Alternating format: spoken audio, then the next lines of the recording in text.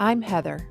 After many wasted years trying outdated approaches to my daughter's addiction that felt wrong to me, harmed our relationship, and didn't help my daughter, I finally found an effective, evidence-based approach that repaired my relationship with her, helped me create my own peace of mind, and made me an ally in my daughter's recovery. I teach you a loving and compassionate approach to help you encourage change and create connection. Addiction impacts the entire family system. Family recovery is the answer. This is an episode you will want to listen to more than once and take notes. Today's guest, Jeff Foote from CMC Foundation for Change, is one of the authors of the book Beyond Addiction, which was my introduction to craft and invitation to change. As I was listening to the episode that we had already recorded, thinking about what I wanted to say in this introduction that I'm recording right now, I felt so much emotion thinking about the impact that book has had on my life. And I say all the time that I'm forever grateful for that book and the tools that it gave me. But I was really feeling it as I was listening to that episode and as I'm saying this today, because that book helped me change my experience as a mother of somebody struggling with substance use. And it changed Helena's experience of having me as her mother, because it gave me permission to just love her through her addiction.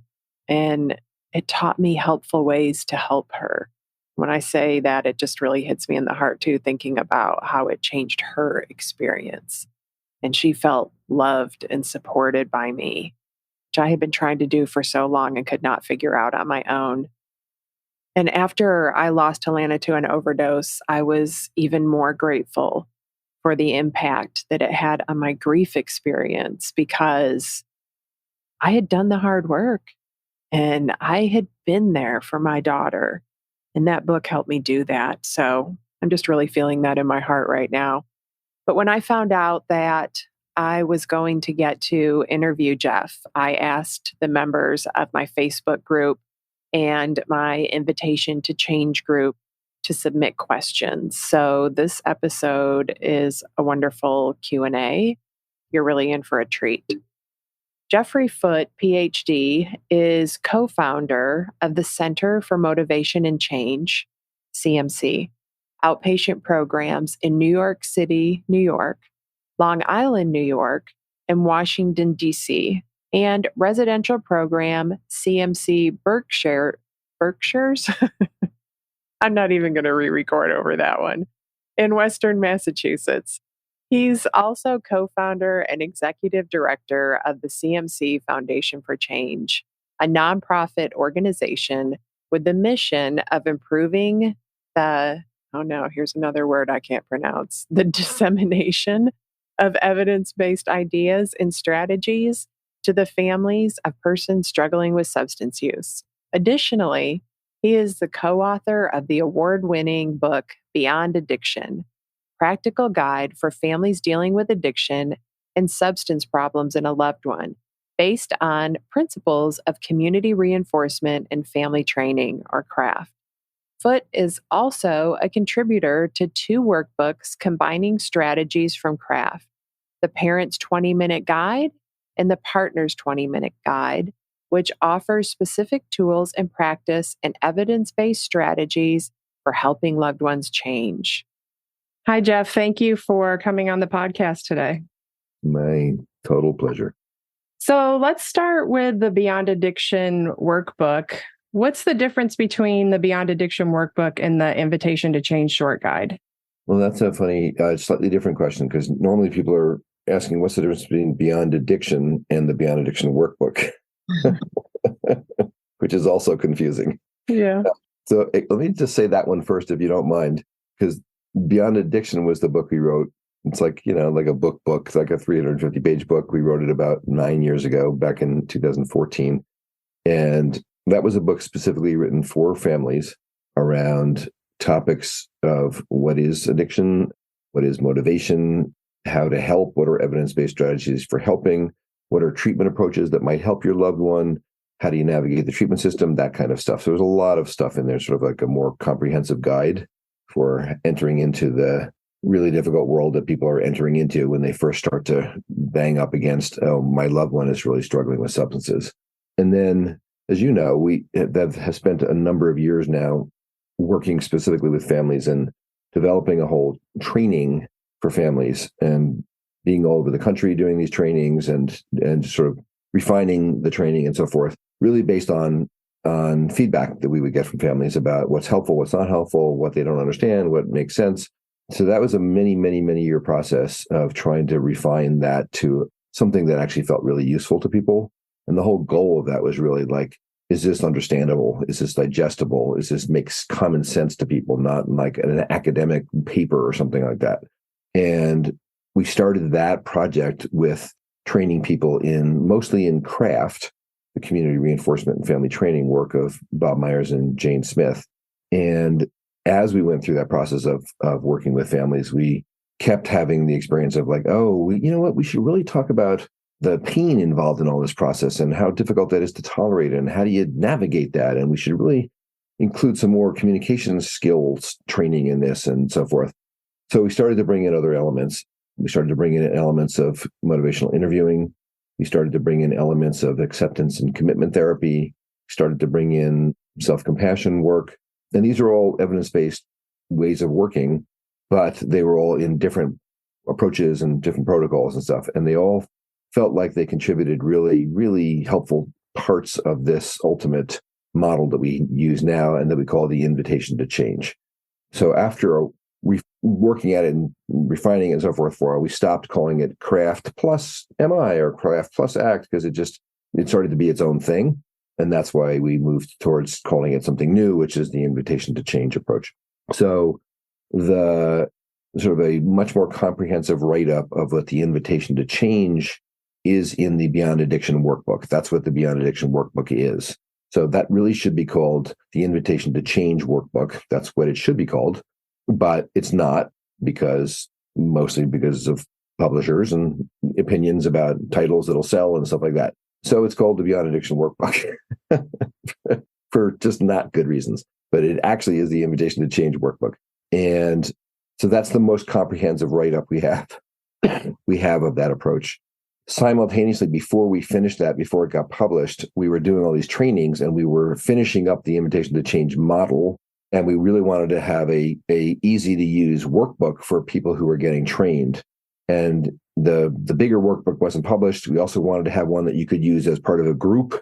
So if you're a group leader, you've been trained in Invitation to Change, you don't really want to have a 200-page workbook that you're using. You just want to have a workbook with an idea, an activity or two for each idea in the Invitation to Change wheel. So that's the short guide. So the short guide and the Beyond Addiction workbook are pretty much the same, except for the Beyond Addiction workbook is just double the length and has many more exercises and some more explanation of things in it. Other than that, they're the same thing. Okay. Yeah, I was comparing the two of them and noticing that there was a lot more information in the Beyond Addiction workbook, but I do like the name because everybody knows the Beyond Addiction book. It's kind of like it was my entry into learning about CRAFT. Like it's shared so much in Facebook groups that might not have a lot of other good information in them. That was where I found it. So just the recognition of that name, I get that's important. And I really like the way you were mentioning like that it was digestible, which it is. And I love the breakdowns of like why this is hard. That acknowledgement was really helpful to me when I first found the book and was trying to implement what I was reading. Yeah.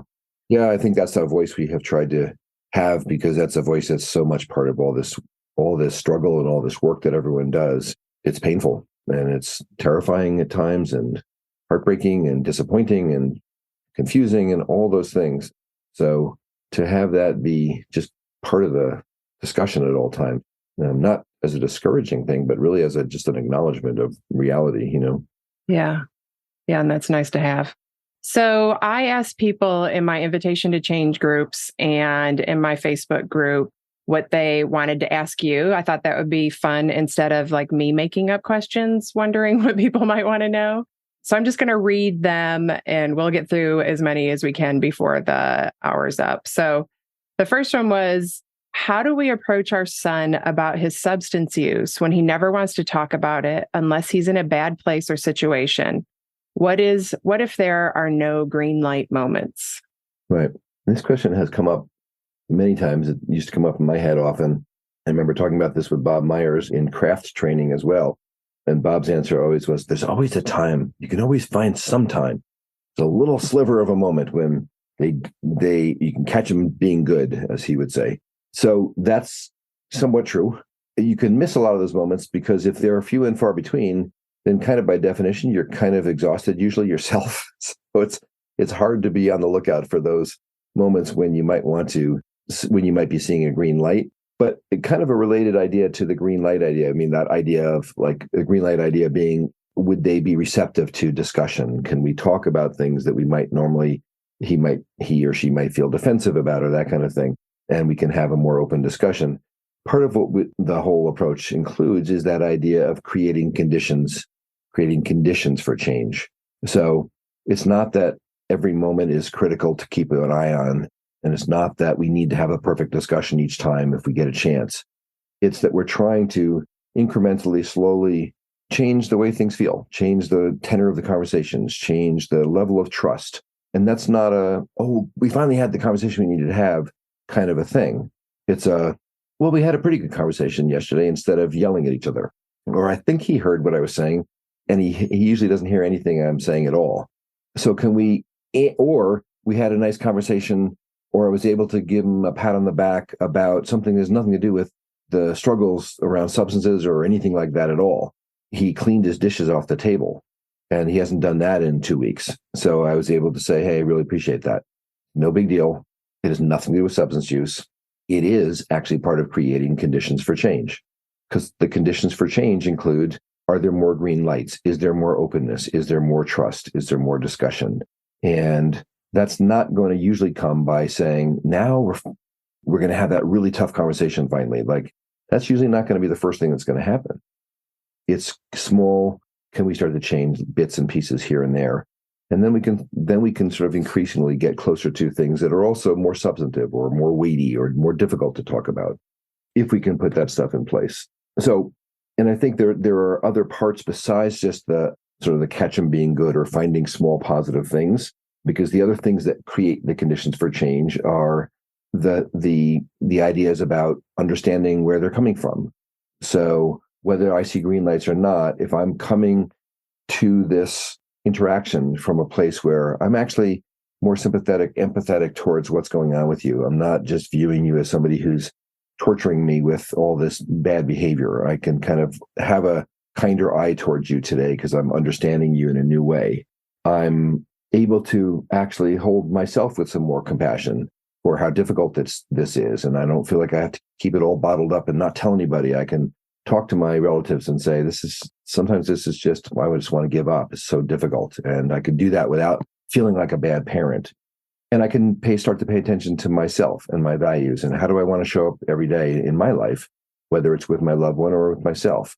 All of those pieces, again, are not about is there a green light or not, but they are about creating conditions for change. They are about changing the internal landscape for me and changing what happens in our relationship together. And all of that actually does start to add up to more green lights and more opportunities. Yeah. I think two things in there that I heard you say that really helped me. Well, three. One of them was talking about something other than substance use. So like having way more conversations about other things, which can be really difficult because like with my daughter, her life had gotten so small. I had to work really hard and be really creative about conversations. Yeah. But that helped with connection. To not step on the difficult topics, you mean? Yeah. Well, and there just weren't many topics. She wasn't working. She didn't have many friends. Like everything in her life was revolving around drugs. So smaller, yeah. Yeah. So I would literally make a list of things in my phone to talk to her about. Now I'd like look at it before I went to see her. Mhm. so that I kind of had some ideas of things to talk about that were not like red light zones. Yeah. And just focusing on connecting with her, which I had to be really patient with and spend a lot of time connecting before I got any green light moments to talk about any that are before a relationship would tolerate that kind of conversation. Mhm. So that's what really helped me too. But that patience part of it is really important. Right. And that patience part is also predicated on self-awareness Mm. and knowing how hard this is for you and having compassion for yourself. I mean, that will lead to patience. If you're not being acknowledged by yourself at all, your patience is going to be much thinner, you know? Yeah. Yeah. Especially taking care of yourself. Yeah. So the next question is, I want to know more about motivational interviewing and how a parent can incorporate these techniques with their loved ones. It would be great to have some examples of how a conversation between parent and child would sound using those ideas. Yeah. That's like a lot in that question. Well, it's an interesting thing. I've realized I've heard this phrase now from a bunch of people recently where they say, well, what I would do is I would use motivational interviewing. And I realized I don't know what you're talking about. Like, what does that mean? What does that mean to you, actually? And I've started to increasingly think it means different things to different people. So the motivational interviewing, and probably more importantly, a way to put it, is the motivational elements of this work and the types of conversations that would be promoting that. I think that's a great question. I thought about that, and I thought about what are some of those elements. And there's a couple of sort of technical elements. The One of the things we always start with in the training with the invitation to change, in terms of communication skills and communication strategies, many of which are motivational interviewing born, is the simply listening idea. And that's not necessarily a formal motivational interviewing skill. Motivational interviewing is really geared towards eliciting information, eliciting engagement, lowering resistance on the part of the person you're talking with, allowing them to feel safer and more able to elaborate. And that's the sort of the place you're hoping to go. And so there's those technical skills like open versus closed questions will lead to more elaboration, and affirmations of the person, of what the person is, as the person is talking with you, affirmations of what they're saying is a conversational tool that will help that person, encourage that person to elaborate more. Doing a review of what they said and sort of reviewing back to them what they said is a way to have the other person feel heard and make sure that we're on the same page and I'm actually hearing what you're saying. So those would be kind of like the OARS skills, the acronym OARS for motivational interviewing. But I also would start with the initial idea of and perhaps the most powerful communication strategy we have is to actually pay attention to the other person. And that's a literal skill also. As people notice when we do that kind of practice in trainings, it can be quite difficult to just listen to somebody. It can be quite difficult to just be listened to. And that's sort of a tribute to the novelty of that whole experience for many of us, to have someone just quietly sit and listen to us. So that is also a motivational tool as a communication strategy. And then the last thing I would say about motivational interviewing per se is that there's an idea talked about in motivational interviewing about the spirit of MI as opposed to the literal technical skills. And that has much more to do with the idea of true collaboration and respect, mutual respect and support for autonomy. And that's kind of the basis of motivational interviewing, and the basis of motivational enhancement in general is, can I approach you in a way that is seeing you as another person who is deserving of whatever it is that is going on with you? And we talk about that in different forms, but one of the ways it shows up sometimes is that idea of like, do I have an agenda that I'm trying to get across, or am I actually listening to you? People, when we do the simply listening exercises, sometimes people notice, oh, I wanted to say something. I felt so bad for her because she was saying this thing and I wanted to tell her an idea. Right. Okay. Which is fine. And that might be a great idea. And it's an agenda. It's your idea, not what they're saying. And can we approach these interactions from a true perspective of like, I'd actually really like to hear what you're going through. I'd like to understand you. Doesn't mean agree with what your thoughts are, or agree with the position you're taking about something, but I actually would like to understand it. And that's just flat out respect for another person's humanness and thoughts and feelings. Turns out that is ultimately an incredibly motivating thing for another person and motivating way to interact with someone. Because if we go to the sort of the first spoke in that ITC wheel, the idea that behaviors make sense, inherent in that idea is I'm just respecting what's going on for you. I don't need to question it or challenge it or tell you that doesn't make sense. I'm actually trying to understand how it does make sense to you, which is ultimately a very respectful thing to be doing and collaborative thing to be doing with another person. So in that way, that's directly tied to some of the motivational interviewing spirit as well. So that's what I would say about the motivational part of all this. Yeah, I really like thinking of the spirit of it, because if you can get that first, then it makes it easier to work on those individual skills one at a time. Yeah. And then they make more sense, actually, those skills then. Yeah. Yeah.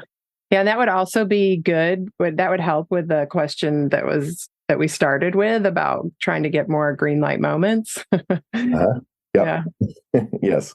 So the next question is, I would like to gain or improve skills in relapse prevention. My son is 8 months sober and doing well. However, I can't quite fully enjoy it because I am terrified of relapse.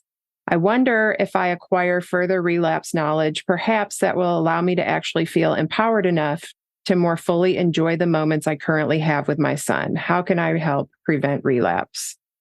Right. This is such a great question and such a great framing of different ideas in here. One of which is the completely natural.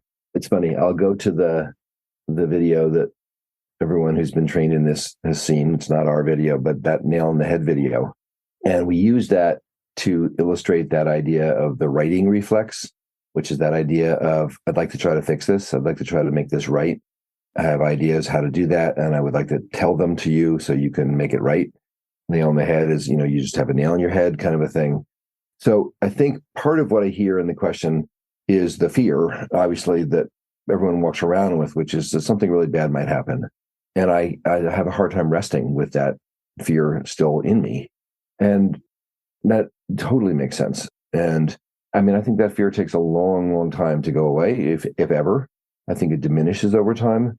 But I don't know how you would not have that fear with the level of risk and with the previous experiences of things not going well and watching the suffering going on and experiencing the suffering yourself. It's just a learned, at times, PTSD level experience that people have gone through. Sometimes just processing your own emotions and your own level of fear around that in a more open way with other people, being able to get support around the fact that you're terrified at times, I think can help bring the temperature down. I think the pull is, what can I do to control the world more so that I won't be afraid? Yeah. Is really strong and a really natural one. Well, if I become a master in relapse prevention skills, then they can't relapse, right? And that desire to have that level of control, again, understandable and not actually true.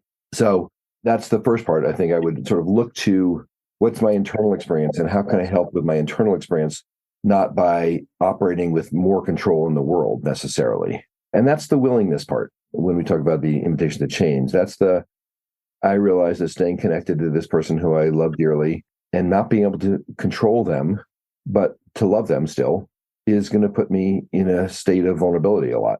And do I want to choose to do that? And I probably do. But that's part and parcel of what this process is. If I were just responding just to the part about relapse prevention skills and what can I learn, I'll say a couple things about that. And probably the most important thing I can say about relapse prevention is the idea that what we know is the best protection against relapse is the development of a fuller life, a more meaningful life for the person who's changing their relationship to substances and not using anymore or using less or whatever they're doing, that having a life that means something to them outside of their substance use, the more of that they have, the more protected they are. And if I were then looking at the invitation to change wheel and thinking, what are the skills within there that would help in that endeavor, like the idea of understanding what motivates them, why does their behavior make sense, what is the function of this for them as a, one size doesn't fit all, who are they, who is this person who I love, what is important to them, what is the what has been the function of the substances and what else could they find that, or where else could they find fulfillment and satisfaction in their life. And that's really different things for different people. Spirituality, outdoor life, meaningful work, good relationships, learning how to have relationships. There's all these arenas of our lives that can be worked at that are difficult for lots of us in lots of different ways. And could I help support them in stepping into developing those things more, partly through my understanding of who they are? Can I, in terms of any lapsing or relapsing, can I really understand and kind of try to take to heart the idea that ambivalence is normal, that this is a jagged path? Can I open myself to hearing about that they have cravings at times and that this is a tough road? Can I provide an environment where that's a safe thing to talk about? Because that's going to actually allow less relapse, to be able to have that opening for them to be able to talk about that in a real way. Can I demonstrate self-compassion towards myself, which would be something that they then might be picking up on? Wow, my mom she really does set limits about stuff, or she really does make sure that she has time away for herself, because turns out her internal life matters to her. Maybe I could do that. And then on a very specific level, the idea of positive reinforcement for positive change is that analogy we use in the training around the Ken Carpenter's analogy about the garden and watering the garden and taking out the weeds and not watering everything indiscriminately. That idea of helping develop some of those positive behaviors and that richer life by noticing the richer life they're developing, by rewarding it, so to speak, by noticing it. So those are efforts that can help develop that richer life and support them in that. And again, overarching, that richer life is a very protective place for people. Not a fail-safe place. You're not locking someone in a jail cell to make sure they never use again. You're actually letting them out of that jail cell into a bigger world and hoping the world increasingly means more to them than this. I love that. Yeah, and that peace comes from inside of us. Like, we cannot, any relief that we get from our kids and their situation is only temporary because of that fear being so great, and we've gone through so much. So I think that that's really important, that we're only going to get that peace from inside of us. Yeah. And then to be able to create that so you can tolerate a conversation where you can hear that they are having cravings and they're struggling, because otherwise you don't have the skills to be able to even work through how it feels to hear that. Yeah. It's interesting. I've quoted this before. There was a very famous meta-analysis by one of the people who I cherish the most in the field, who passed away about 10 years ago, I think, maybe a little bit more, named Alan Marlatt from the University of Washington. He was there for many, many years, and he was a Buddhist, and he was an addiction expert, and he was one of the cornerstone people who started all the mindfulness-based approaches that came out of the University of Washington actually towards addiction issues. And I think that he probably was coming from a more Buddhist tradition, but in any case, he was a heavy-duty researcher and brilliant guy, and he wrote the book called Relapse Prevention, which was like 1985. And I've often said that I come up with these ideas that I think are so great and so smart. And then I look back through a copy of Relapse Prevention. It's like, damn, he wrote about that in 1985. He already had that idea. But he did a meta-analytic study looking at hundreds of studies about what predicts relapse. And there were two major factors amongst lots of other things that didn't really show up over and over again. Lots of things didn't predict relapse, things you might think would. One that did was sociopathy, which is sort of a psychiatric condition, which we don't need to talk about. And the other is a rigid belief in lifetime abstinence, predicted relapse, which is fascinating. And I think in terms of this type of discussion, can I control them or control this versus breathe life into their life idea is related, because a rigid belief in lifetime abstinence means I'm just going to batten down the hatches and hope none of the weeds grow through. And I think that if I relapse, it's the worst thing ever. And it's this very rigid construction of reality that is related to lock them up kind of an idea, as opposed to that's actually the thing that turns out that's going to predict relapse. That kind of belief system, that kind of rigidity and inflexibility makes you more likely to relapse. I was just having a sinking feeling hearing you say that, because so much of the system and so much of what people are taught, and like what I heard for the first 5 years was that abstinence was the only way. And then when a lot of treatment centers, not all of them, but like when my daughter went through, and then she was in 12-step programs. It was this abstinence and no medication assisted treatment or anything like that was allowed. So yeah, like that just really makes sense to me. Yeah. And you can still have a goal of abstinence.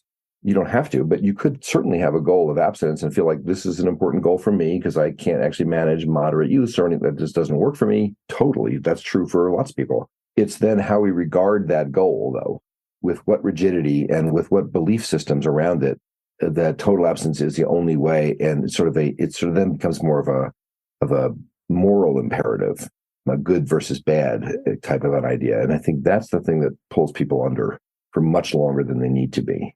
Yeah. Yeah, that sounds like a great book to read.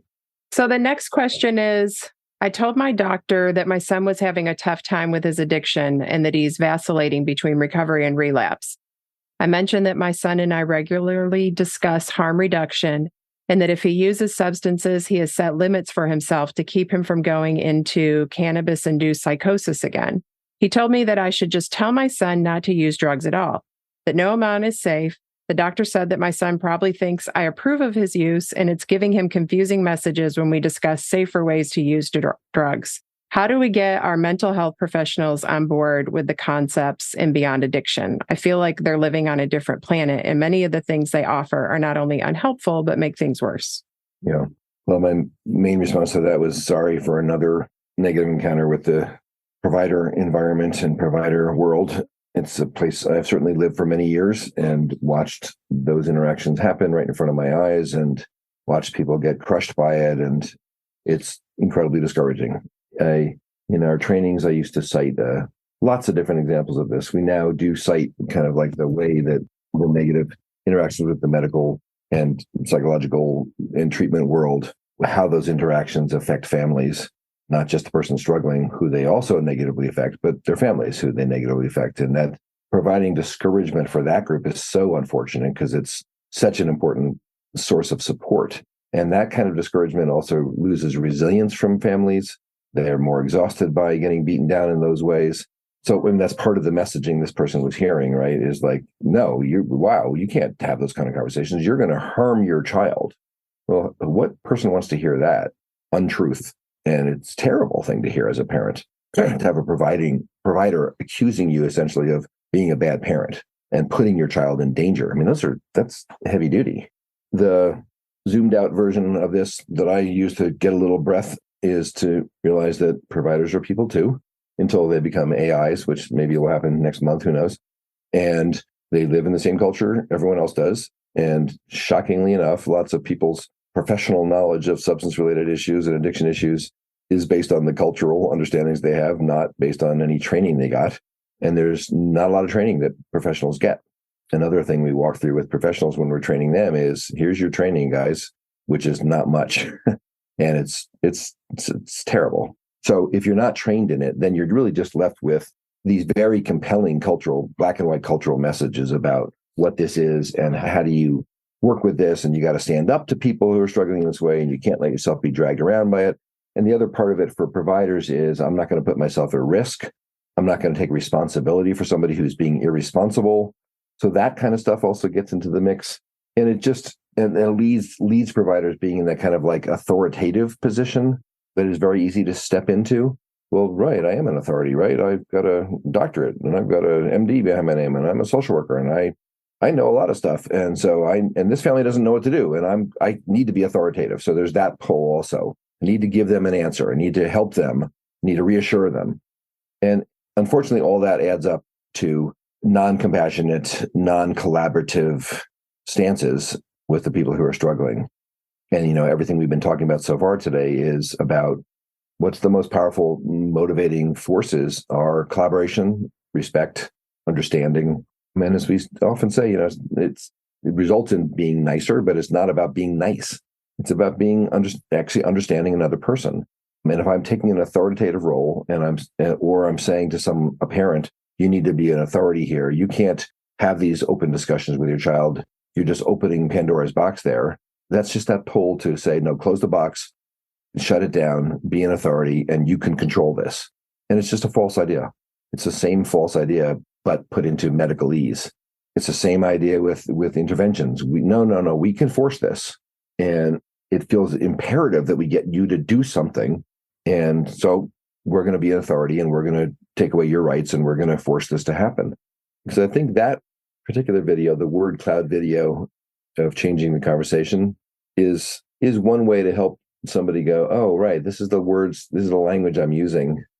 And what is the impact of that on this family member I'm talking to? But essentially, I think that question boils down to control versus I don't actually have control. What else do I have if it's not control? And there's a lot I have if it's not control, but that's not a well-known understanding. Yeah, that video is a great idea. It's so short and impactful. Like somebody might actually watch it since it's so short. Yeah. And what you said about when they say you can control this, like that messaging, that was the messaging that I got for so long, that then made me do all of these things that didn't feel right to me to try to control it. And because it felt like something was wrong with me that I couldn't control it. Like, why would people keep telling me I should be able to or can control this when I can't? And so I knew I couldn't, but I still kept trying because that was the message I was given. Yeah. And we want to. I mean, if we could, that would be a great plan because that would fit in with the desire to actually help this change now as rapidly as possible. If I could actually control it somehow in a direct way, just get that person to change, that'd be great. It's just not true. Yeah. Yeah. Thank you. That was a great answer. And then I think that Cordelia has said on the Helping Families Help website, there's something that you can show to providers too. So I have to put something about that in the show notes. The next question is, do you have plans for a follow-up book? And this might be one of the last ones because we're starting to run out of time. Do you have plans for a follow-up book or follow-up around new learnings, opioid and fentanyl versus meth or weed or other drugs? Parents seem to know very little about the drugs themselves. Yeah. So that's kind of territory that we have. So it's possible we would have plans for a follow-up book. It wouldn't be a book like that, partly because, at least in my experience, there is a lot of material out there about that kind of stuff, those kind of distinctions. It might not be well distilled or located in one place, but certainly people make lists of stuff and effects of things and what does this pill look like and how strong is this and that kind of a thing. And I think that kind of stuff is out there. The invitation to change is much more about a process for helping. And there are many, many topics that are important for people to understand as well that aren't just about the process, like naloxone. We don't talk about naloxone either, but good Lord, would I like people to know about that and have some in their purse? And yeah, it would be great to know the difference between certain kind of drugs. And it'd be great to know what you need to detox from and what you don't. And don't tell your kid to just stop taking benzos one day to the next if they're taking a bazillion of them, those kind of things. Those are all really important information. If we start to add in all the technical informations in the world, we lose the narrative. And this narrative, I think, is hard enough for people to get, actually. It's such a change in the narrative that they've already heard that I think our experience is it takes a while emotionally to shift into understanding this in a different way. And then to work with these kind of what we try to have as straightforward as possible tools. But they're not that straightforward. I mean, they take a lot of practice and a lot of work. So I don't think we would want to expand a bunch of stuff into the model to help people. Here's more and more resources. Again, I would sort of leave that to, there's lots of resources and you can acquaint yourself with those resources for sure. I think that the two possible places we would go, whether they're in books or not, that we are working on currently, actually, I have done a lot of work in both of these areas, are some version of the invitation to change for the person who's struggling themselves, which is how do we take that model, which is pretty straightforward, actually, and use it with the person who's sitting in front of me who's actually using substances. If I'm a provider, if I'm a parent, how do I work with you using these ideas to help you so that you can understand that your behaviors make sense and you can understand ambivalence and you can understand about better communication strategies and you can understand willingness to change for yourself, you, the person who's struggling with the substances. So I think that's a translation we're working through right now. And we'll probably, I don't know if that'll be a book or not, but books are not that much fun to write, turns out. They're slightly crushing, actually.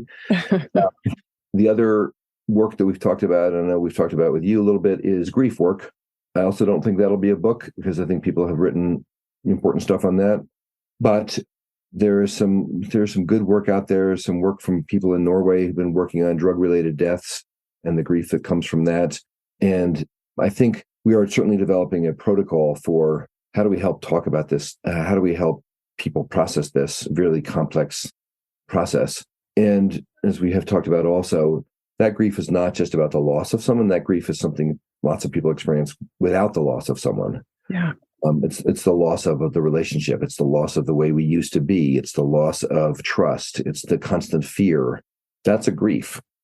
So those are different aspects of grief and very different impacts, but they're all important. So I think we're trying to work towards that, really coming up with a way to talk about that in group settings, and whether it's specifically devoted to a grief group, so to speak, or just something that people can understand better throughout the work that they're doing.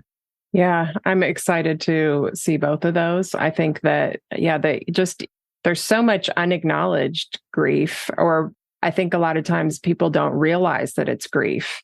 Yeah. That for somebody who is still living, and that the gap between what they expected their life to be like and the reality of it, or what their kid's life, that gap, and not realizing that that's something that needs to be grieved. Yeah. Yeah.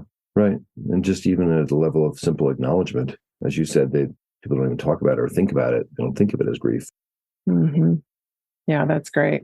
So I don't want to risk trying to go into another question, but thank you so much for such thorough answers. I think this will be so helpful. And these are way better questions than I ever would have come up with on my own. So, could we do that? I'm curious when my child can't show gratitude.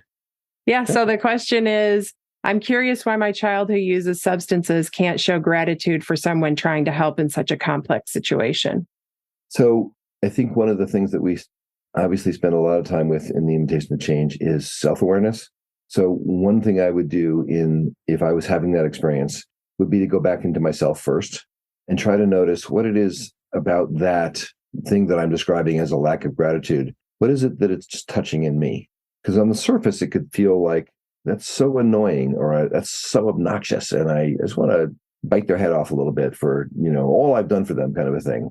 My guess is that kind of reaction probably is sitting on top of some other stuff that's emotional and difficult, and like some acknowledgement of myself that I walk around scared all the time, and I work so hard and no one even notices, and the person I'm working so hard for is not even grateful. They never say thank you.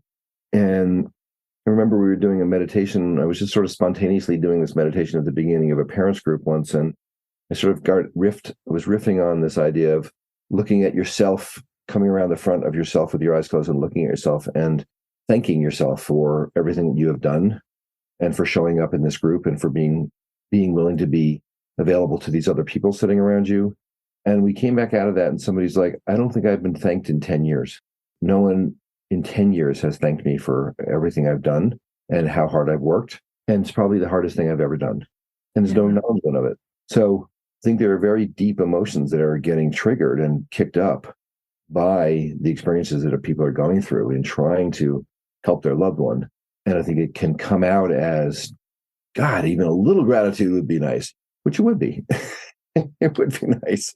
But I think one place to help soothe some of that is to go inside and go, let me be aware of myself here a little bit and realize how hard this is. And I do deserve some gratitude, and probably not going to get it from my kid, not this week. But can I even start by acknowledging that I deserve some gratitude here? And where else could I get that? Even if it's just starting with myself. The other part of that, I think, which would be related to helping with understanding, would be, and if I were to take their shoes, so here I am feeling like, damn it, just a thank you would be nice. If I were to stroll over to the other side of the street and put myself into their shoes and see what it's like living in their skin day to day, what would that be like for me? And then I looked across and saw me on the other side of the street. Would the first, second, or third thoughts that came to my mind be, thank you so much, Mom? Or would it be, I'm suffering, I can barely function, I can barely get out of bed.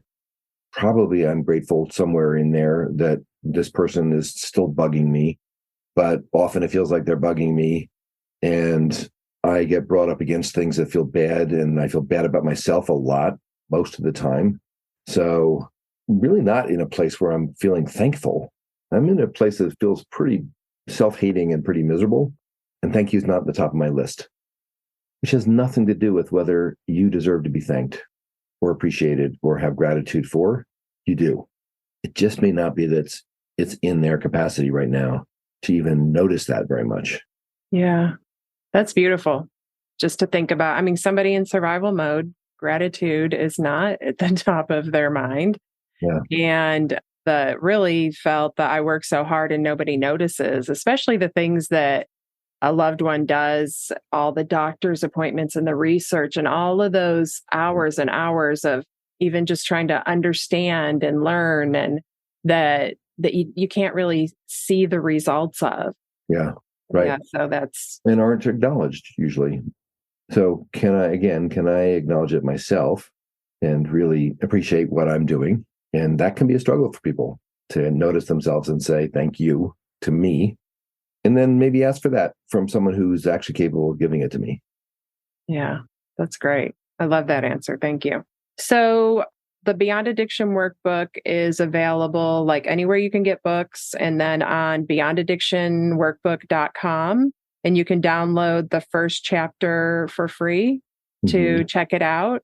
I love that you guys always do that. And then I'll put that in the show notes and the CMC website, and also the book about relapse that you mentioned. I'll put that in the show notes too. So thank you so much for your time and the really thoughtful answers to these questions. Thank you so much for doing this and for doing everything you do. Thank you for listening to this episode. If you want to learn more about my work, go to heatherrosscoaching.com. If you want to help other parents who are struggling with a child's addiction, you can do it two different ways. First, you can share the podcast with them directly, or you can share it on your social media. Second, you can leave a review. Talk to you next week.